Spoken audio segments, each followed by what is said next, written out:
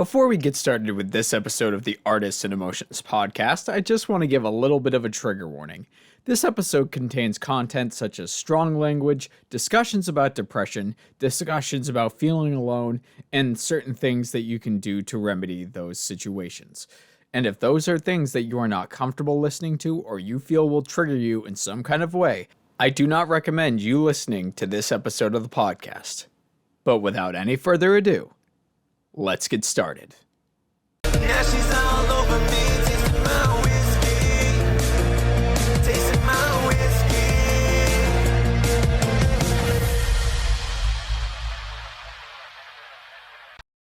Welcome to the Artists and Emotions podcast. I'm your host, Cody Alexander Curtis. And to say that I'm excited about today's guest would be a little bit of an understatement. This is Blake Wright, and you just heard one of his tracks from earlier, because if you didn't already know, Blake Wright is a musician, he is an actor, a storyteller, he's a real estate agent, and he may or may not have his own business to create short films and to help others create short films as well. I've known this man for what, Blake? It's been like 5 years Man, now. I think it's been 5 years. It's been 2018. Yeah. We've been friends since sophomore year of college. Yeah. Yeah, so this is how that happened. So a buddy of ours, Stephen Bennett, he and I were in a short film screenwriting class together, and he had a script that he wanted to get made, and so he asked me to help him produce it. So we held auditions, and in walks this very attractive, very scary, probably Patrick Bateman-esque. He gave his audition, and we just sat back, and we were like, okay, that's going to be our guy, because he knocked his audition out of the park. And ever since then, it's basically gone from there. Before I moved from Maine to Georgia, Blake and I were working on 1 to 2 projects every single year, and here we are. We have a feature and short films together, man. And you've helped me out. I've helped you out. It's been good. It's been a good relationship for our college colleagues to turn into friends. It's good. Yeah, it's been quite the journey. And speaking of that journey, I want to talk about you and sort of how you found your love for acting, and I want to move that into why you decided to create Real Shorts, which, if you guys don't know, when I said that Blake has a company where he produces short films, that's the name of the production company that he owns, and it's good. I'll leave a link in the description of this episode, so if any of you are interested or want to work with Blake, you can certainly go check that out. Yeah, thank you. Yeah. What was the first question? Why do I Yeah, love like acting? how did you get started? Like, where did your love of acting come from? Man, I've always loved, it's as cliche as it sounds, but we all love stories. And I was raised in a household that was not only consuming stories, but producing stories. And we communicated through storytelling, tall tales. Down East Maine, we exaggerate. We have to exaggerate everything. It's every year that fish gets bigger and bigger, and every year, like, we scored way more points in a game than we really did. And it's it brings community together. And But I mean, from the conversations we've had, you didn't start out as someone who was even going to be an actor. no, I got into it late in the game. I was, this kid that always made short films with his friends, and made songs, wrote books, like, messed around, kind of doing everything I'm doing now, but in that love for the child, love for the, childhood sense of expression. And I guess that's why I do it, is because someone who needs to express themselves through my music, through my art, through physical, fitness. And it's an important part of who I am, and an important part of feeling free. And I was totally lost in college, just like a lot of people. I went for business originally, I went to Husson, which is a college in Bangor, New England School of Communications, NESCOM. You've done an NESCOM film, right? Once or Yeah. twice. Yeah, so you know what they're all about. Oh yeah. And there was just options and opportunities to audition. Some of them were like pays you $40, $50, or a case of beer, and I was doing that, and I did a bunch. I was like, I think I can really do this, and just started to go at it, and I got another gig after college, and in the summer of, I dropped out after that year and said I was going to go to LA. Never made it to LA. Went to North Carolina, where I studied um, method acting with Linda Ann Watt down there, and that was my first sort of start into acting, because I never did theater in high school. I never did, like I said, the amateur at home short films, maybe hosted a pep rally, like, and then just campfire stuff. So I got into it, and I got opportunities to act down there, and I wanted to go back to college, and I decided to go to USM and study theater, and I had some great mentors there, and I had a lot of opportunities to act on stage and great productions. I did my first play in college. First play, first audition ever for theater, main stage production, got the leading role. And I'm not like trying to brag, but I I did it, and it was awesome. And I was the type of guy, like, I'm only doing film. I'm only doing film, and we had to audition for theater, like, or else we had to do like another production assignment. So I was like, I'm an actor, I'll do it. Screw it. And I fell in love with the stage. I fell in love with that connection to the audience. I fell in love with the community, and it was another family. And that's why I think, and we'll talk about this more in the mental health side of it, but like, it's such a good community. It's amazing people, people that are capable of putting themselves out there, and yeah, I got some gigs in Boston after that year. I got an internship at, I did a lot of plays. We did Of Mice and Men together. That was a hell of a show. We did, Yeah, it was. yeah, I mean, like, Deer Trees that summer before, like, Two-Hander, it was Yeah. it was a really good place, and I was very blessed for the chances I had to act. Judgment, Stephen Bennett's film, Dan's films, and then just I've been hustling in the indie scene now for 7 years. I've done some stuff where I've been, big productions, like, background in, a fight scene in Coda, and in the courtroom scene in Defending Jacob, and getting a chance to do that in college, and kind of seeing the masters at work, Chris Evans at work. I worked on that shoot for 14 days, and I got more out of that than I ever did in a semester of name the class. I mean, Yeah. scene study, like, not every class is considered equal, but it was hands-on experience, getting paid and getting SAG waivers and getting other projects in between. And it's just been an awesome blessing to express myself the way I have. And that's why I do this. That's kind of the long answer. So, Yeah, that's fine. I do have one other question in that regard, but first, I want to sort of talk about, obviously not going into too much detail about it, but because we're not sure what things are going to be happening down the road, but a production that we got to be in at the beginning of this year, which is One for the Road. Which, if any of you have sort of followed me and Blake's journey during the course of that film, there was that film was its own journey. But I will oh say man, that I don't know about you, but in terms of the set environment, how everything was run, how things went down, performances, how people cared about each other on that set, It was one of the best experiences I've ever had on a film set. I don't know about you. Oh, me, hands down. It was great. It was awesome. We lived like kings, and we acted our hearts out. And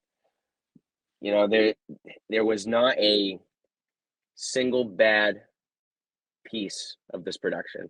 There was not a bad performance. There was not a bad, person on the crew. Like, we all had aces, on this ace in a hole, every single position, Yeah. and it was great. It was great. And David did a fantastic job, and Lee, and I'm excited to see this film. I think that we've given two of our best performances to date as well, and being Yeah. alongside of everyone else was mint. Yeah, it was one of the things we talked about on our last day on set is the fact that One for the Road, in terms of not only what we had been our journey through college, but basically our next step in terms of our professional careers doing this. One for the Road was really a big milestone for both of us because uh like I said at the top of the show, Blake and I, we met each other in 2018, and so being on One for the Road together was really a culmination of 5 years of us seeing each other grow and progress and become better, not only storytellers but actors and people, and just getting better at handling our business. And Mm. it was once again one of the best and probably the most professional sets I think at least for me, I've ever been on. And having you there, and Ethan and Julian and David and Lee and Claire, it's like it was such a tightly run set that it almost made it feel easy. Oh yeah, and working with some really talented people, like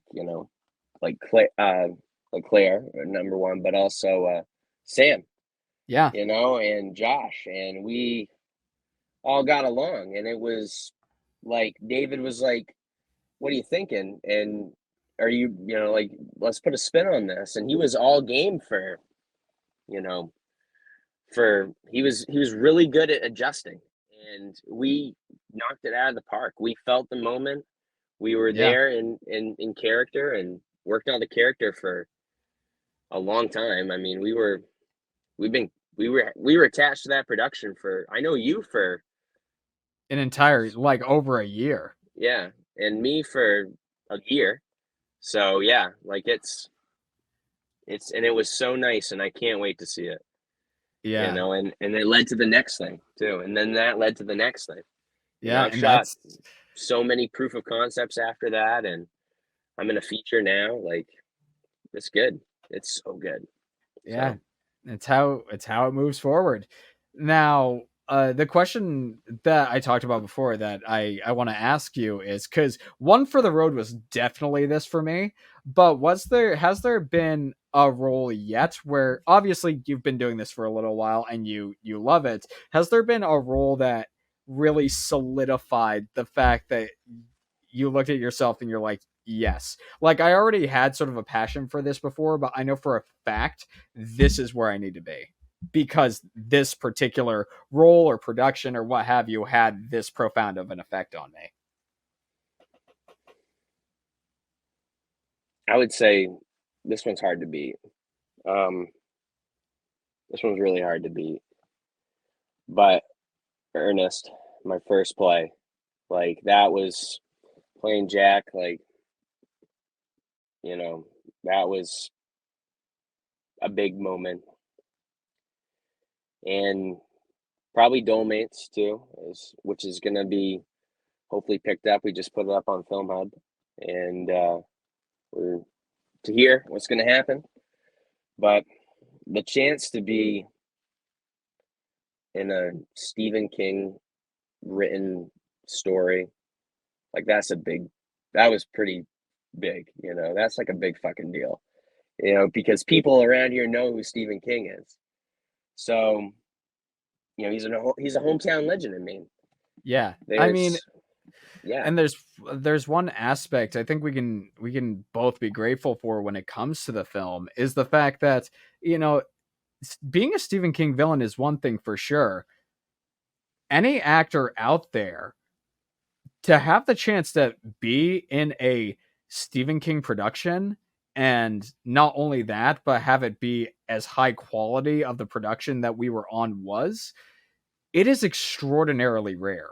And the fact Hmm. that we were able to have that opportunity to not only be part of a Stephen King adaptation, but be part of one that where everybody across the board was at the top of their game. Everybody across the Yes. board was doing what they could to make it the Oh yeah. best production they It could. was an all-star team.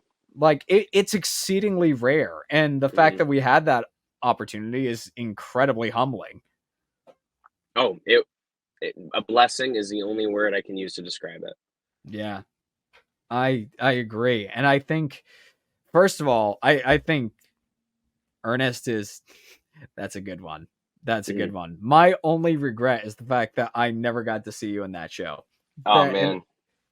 because I think when you were in that show, it was the year where I was not performing or pursuing acting in any kind of capacity. And that's the Yeah, reason why you I wasn't involved in the theater department. yeah. No, you were taking that hiatus for behind the camera at that Yeah, point. Yeah. it's No, true. and we had a good time on Judgment. Yeah, That we was a did. we had a good time on Judgment, and I'm not saying like I've learned something about myself in every single role. That's why I do this. I do this to I don't do this for any other reason than to go there as a person, as an artist, and be in that moment, in another person's shoes, in a story that is different than my day-to-day life. Yeah. And to do it and get paid is like the best thing ever. So, Yeah, it certainly is. Now, obviously, there's a certain amount of vulnerability that is required every time you get the chance to perform. Um Next thing I want to ask is sort of where we're going to transition into the mental health aspect of all of this. What has been what has your mental health journey been like since you started performing in the arts? mm. Well, I think that I grew up in a way where I didn't really realize that some things bothered me, and that some things happened to me that hurt me and made me question my worth and instill it into my, conviction and how I see myself as a kid. So when I got into acting, I really started getting into therapy too, and went on and off for just as long as I've been acting. And I think that I need to have some sort of thing I am chasing in my heart and an outlet that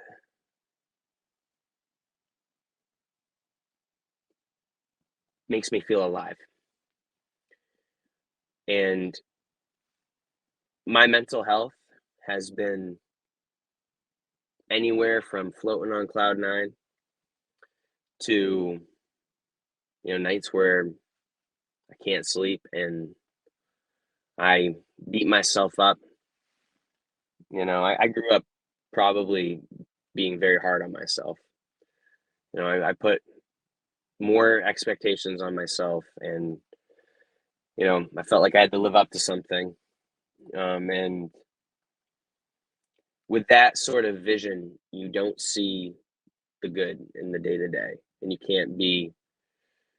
can't take a breath, you can't have peace and see what you have, and because you're always thinking about where you're not.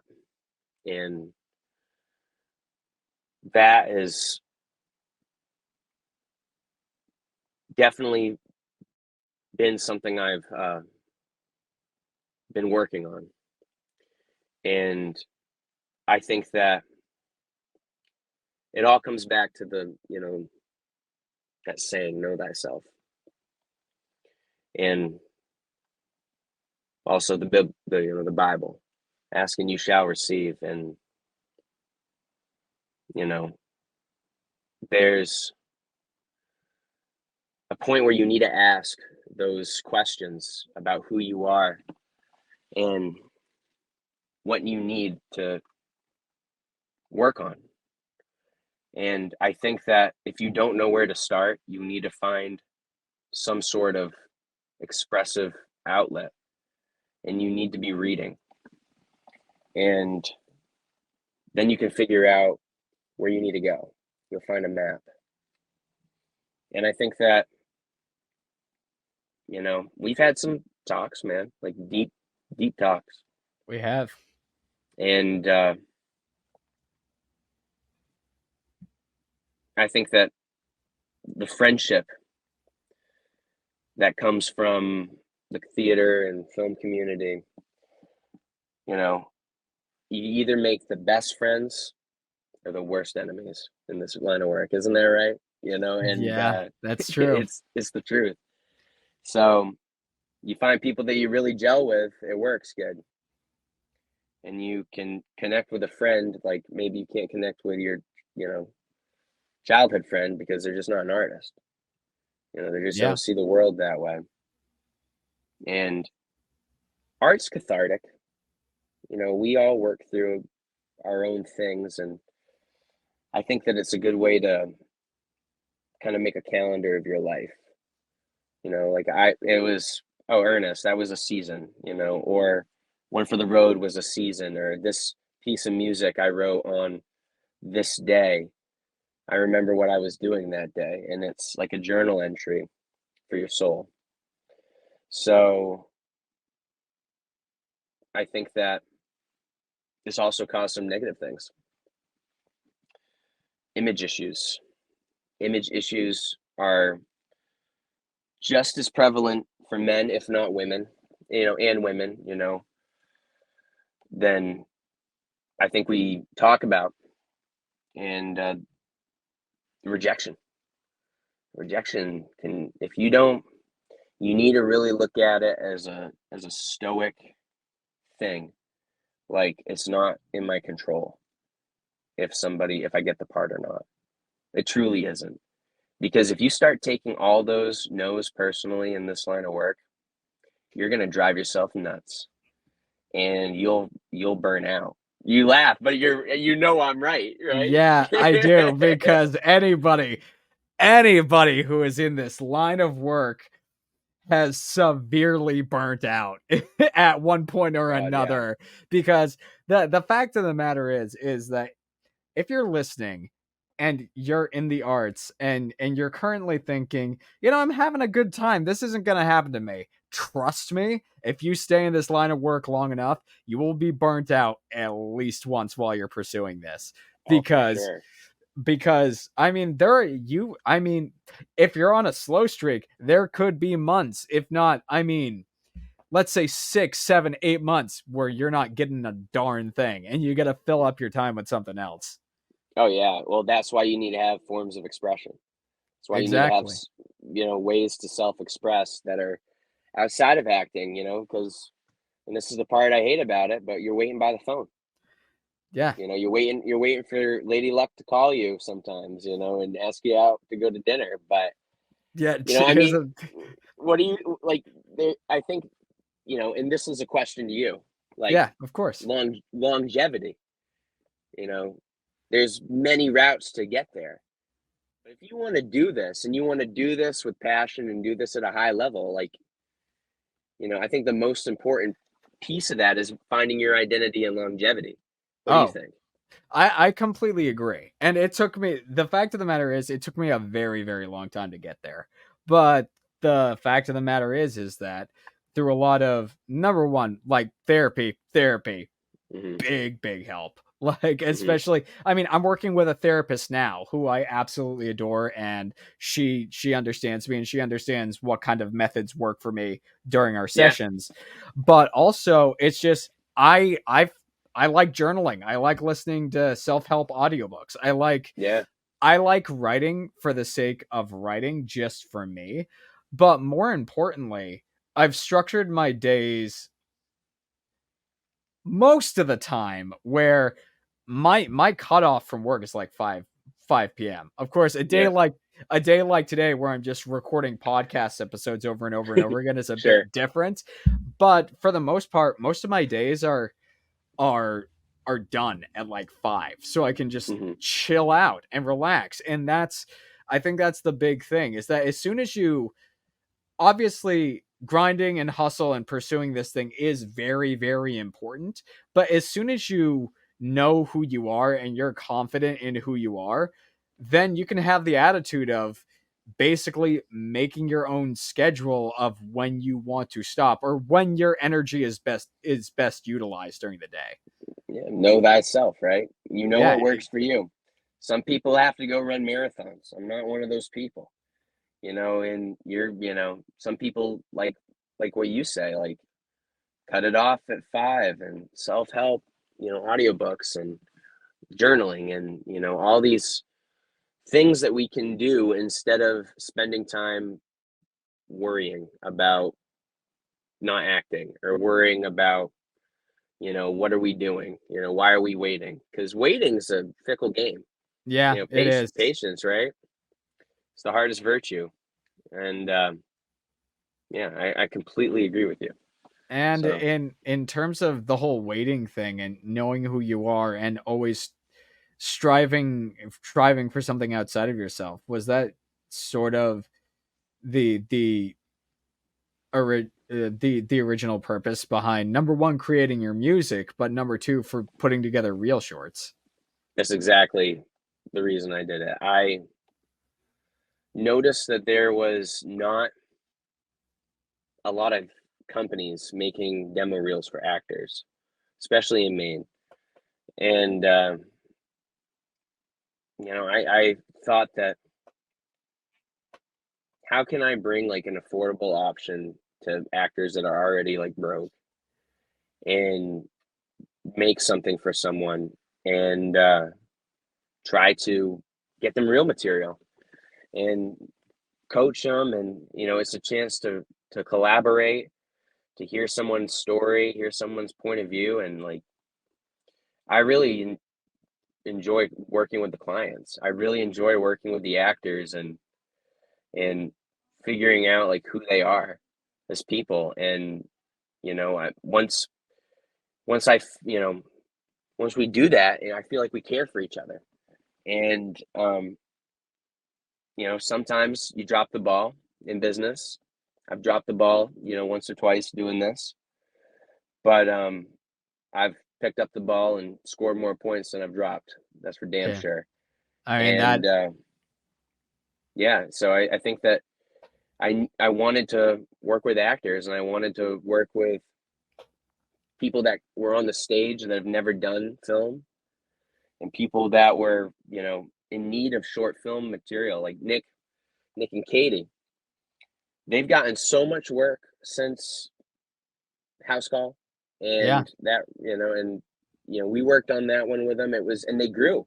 They did a handful of short films, and plus the thing that I hate the most too as an actor, and this is another reason why I started this company, is that you never get the real material. You're waiting forever for the short film, and it's done, and like the director never sends you anything. They never send you a cut, and then you can't make a reel. So when it happens more times than not, you can agree with that, right? It happens more yeah, times than not. yeah, I can agree. I will say that I am definitely in the minority when it comes to this situation, because every director I've worked with, I've essentially gotten my material from. A good Yeah. portion of the time is because, let's face it, I've making stuff with a close group of friends, you're gonna get your stuff. Oh but yeah, if you're but making stuff with your friends, yeah, yeah, which I mean, and your as you, colleagues, yeah, as Blake knows, when I was back in Maine, I wasn't sitting on my hands. I had a group of friends and we were making things constantly. And yes, that's what happens. But I admit that I from you and from a few other people, like that is hearing stories of directors making stuff and then not giving out the things that they should, that they promised before the project began. It is something that does happen, and it is something that needs to change. And Real Shorts is definitely a solution and a step in the right direction for that. well, yeah, and the last two pieces, Cody, are I wanted to make festival quality films for these actors. If Yeah. I'm putting my name on something, I want it to be film festival worthy and help the actors get a little bit of experience that way. It's everything helps. Everything helps. It's like I think a reel is just as essential as a headshot now. Yeah. So You are not wrong. And I mean, I will say, not that I have landed a ton of work since I moved down here, but I will say having a solid demo reel has gotten me more auditions than not when I didn't have one. yeah, And I mean, it's because a good portion of the time a demo reel is going to be your sort of your precursor audition to an actual audition. It's to make sure that they can trust you with whatever the project is and then move you forward to that next step, which most of the time is either a self-tape or an over Zoom audition or in-person audition wherever you might be living. yeah. It's just a resume. It's a living resume, Yeah. and a picture. What's the saying? A picture says 1,000 words. Well, what is a 6-minute moving picture show? So a short film. It shows you that one, I can act. One, I've made a project, and even if you didn't use a producer like me, just make a short film with your friends, Yeah. and collaborate. Do work for trade work with a camera guy, and be like, I'll come and make this short film with me, and I'll work for you for free one day as an Yeah. assistant. And I mean, Anything just to get festival experience, and yeah, practice. it's true. And I mean, the cameras that we have built inside of our phones these days are Better than the they're cameras we had when we were growing up. like Yeah, literally yeah, the camera quality that we have is better than my Nikon D5100. And for those of you who don't know, that is a digital SR camera that came out like 15-20 years ago. And the cameras that we get inside of our phones now, they can do the exact same thing and you can hold them in your hand. oh yeah, and the toys that come along with it, the gimbals, the shoulder mounts, the you know we shot that whole commercial with that one thing yeah, that gimbal, right? And it was like Yeah, one it looked gimbal and an good. iPhone, and it looked incredibly well done. Yeah. And now that we're sort of in the meat of why you started this, has there been a client or a couple different clients where sort of the evolution of the previous question about your own experience acting, Mhm. where you worked with them and you saw them grow over the course of getting this film ready, and then the final production happens where you're either rehearsing or on set or it's done, and it sort of hit you that this is why I'm doing this because I've had such a positive impact on this person's life. Yeah, I mean, I worked with 3 kids that were um in high school, and well, one of them was 11 at the time, and she did a short film. She was just really great energy, and her parents were really passionate about helping her succeed in being an actor and a dancer. And she went on to get signed by like Durago and um, be in a series of LL Bean commercials, and made money as like a 12-year-old. That's and incredible. and like that's a success story in my book. And I to see agree. like you know we had another client. Actually, both the other clients I worked with from the first time we talked on the phone, they understood, to the end. Like, they understood more about show business. They understood more about, the process of making a movie, communication. Like, you're always practicing, like, negotiation and talking, and those people skills, and seeing kids grow confidence that way, and get signed by agencies, and make a little bit of money, and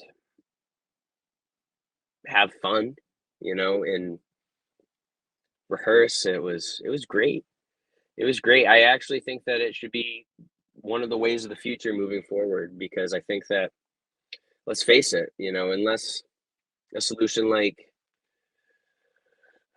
I don't know, something that makes the theater world more profitable, whether it's cheaper tickets or grant money or whatever, I think that there should be short film places all around the country, because all you need is a camera and somebody that knows how to act and direct. You can make stuff for kids, and you can make stuff for adults that want to try acting. And everyone should try something if they want to, you know,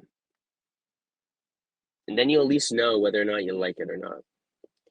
Yeah. So I think it's a really good thing, and I think that the people that don't like it, they can walk. I don't care. So Yeah. that's how I feel. It's like that old saying. It's like somebody goes into the doctor and he says, "Hey doc, this hurts when I do that." Doctor just turns to him and says, "Well, then don't do that." It's like Yeah, life is way too short for you to be doing stuff that makes you miserable. And it's if you got into film or theater or performing for one reason, but you're just not happy doing it, you can walk. That's certainly an option. Or you could just take a couple years off, like just take a break from anything inside of the industry and go live your life. Better actors are made who decide to live their life than the ones who decide to just mess around in the industry when they're absolutely miserable. Because if you've got a good life and you're living it, you're already a better actor because you're already making experiences for yourself. yeah, exactly. You gotta, it's we all need to be well rounded. Yeah. That's the point of personal growth. And going on a journey, like, we're all living the hero's journey to some extent. So, Yeah. We but are. And I mean, life is crazy, life is exhausting, but once again, life's good. if you don't have Life to is be, good too, right? yeah, it is. Yeah. And you shouldn't make it more miserable for yourself than you need to. And that's No. why one thing I've always said over and over and over on basically every episode of this podcast is, if you are serious about staying in this industry or entering this industry, you need to take care of your mental health first. And you need to, if that means you've got to step away from the industry for a little bit, that's what you got to do. But Yeah. if you can learn to take care of yourself first, take care of your mental health, take care of your priorities, you will have longevity. And if you've got longevity in this industry, you're gonna make it. It's Yeah. just rule of compounds and rule of volume. The more and more you do, the luckier The you more get. you do. Yeah.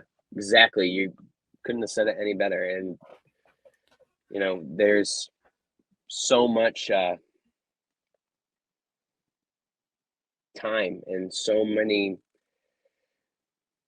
chances that if you need a break, go away and do some living. And the things that do give you longevity in this business are the things that make you a better person. Yeah.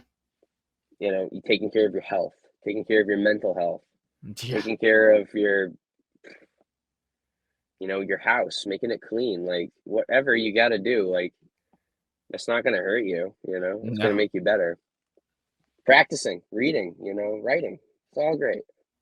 Yeah, it is. And to sort of touch on that fact, I've mentioned this book a couple of times, but if you If there's anybody out there who is interested in a good book that sort of point you in the right direction, acting or otherwise, doesn't matter. It's called Atomic Habits by James Clear. And Mm, one of my favorite things about it is that he not only makes it simple, but he makes you understand through the course of that book that habits, very much like with anything else in life or like with an artistic career, it's not something that happens over the course of a week or a month or a year. It's stuff that you build up over the course of your entire lifetime that makes the difference. And has this rule called the 2-minute rule, which is taking something that you seem so monstrous and whittling it down to just the first 2 minutes. He's got this amazing story about one of his followers and readers where they wanted to lose 100 pounds. And so what they did is they said, okay, I'm going to go into the gym and I'm going to just go in, do half an exercise, stay in there for like 5 minutes and then leave. And they did mm, that for like the first 6 months. But then it compounded and they kept doing more and more and more and more. And eventually they lost 100 pounds. wow. It's the same principle applies here, where you don't have to beat yourself over the head and do a million things in the every single day, unless you're me. And then, Yeah. No, but yeah. it's it is slow and steady wins the race, and building a life that makes you happy and a life that makes you satisfied and fulfilled in, and that you're continuously improving in, it's by small increments. It's by making yourself better 1% every single day. It's not by trying to do everything all at once. And once again, if anybody's interested, it's Atomic Habits by James Clear. That book, in my opinion, has really shifted my perspective on a lot of things. And if anybody wants to read it, highly recommend it. But with all that being said, first of all, Blake, I want to say thank you for everything you've said so far. It is very greatly appreciated, and I hope at least one of our listeners is getting something out of it. But now I want to turn it over to you again to sort of talk about anything that you're proud of or sort of that you have coming up, or any last minute advice that you may have for people. Well, I want to thank you for having me on the show. Again, I'm proud of you, and I think what you're doing here is great. And I love seeing you doing stuff, man. And you know, thank you for having me on. Yeah, no Um, problem. I'm in a feature right now called "The Battle for Granite State Records," and we're going to be wrapping here probably within this month, and hopefully it'll be out sometime next year. So keep an eye out for that. Um, if anyone likes poetry, please go buy my book, First Quarter. It's a collection of poems I wrote. Yep, I'll leave a Um, link. Anybody interested, I'll also leave a link to that down below. well, thank you, Cody. And yeah, just go check out my website, blakewrightpresents.com. Um, support Cody, support this podcast, and do something good for someone, and live life. It's going to be good. Live life, it's going to be good. I think that is an excellent way to wrap this up. So, once again, thank you to everybody who has showed up to listen to this today. I will have all of Blake's links that he has mentioned in today's podcast. So, if you want to check out his book or his website, or you want to check out Real Shorts, you'll have accessibility to, and you'll be able to get in contact with Blake if you want to work with him in some capacity. But until that time comes, this has been the Artists and Emotions Podcast. I'm your host, Cody Alexander Curtis, and we certainly hope that you've been able to get something to take through these conversations on your mental health journey. So I hope you have a great day, and I'll see you next time.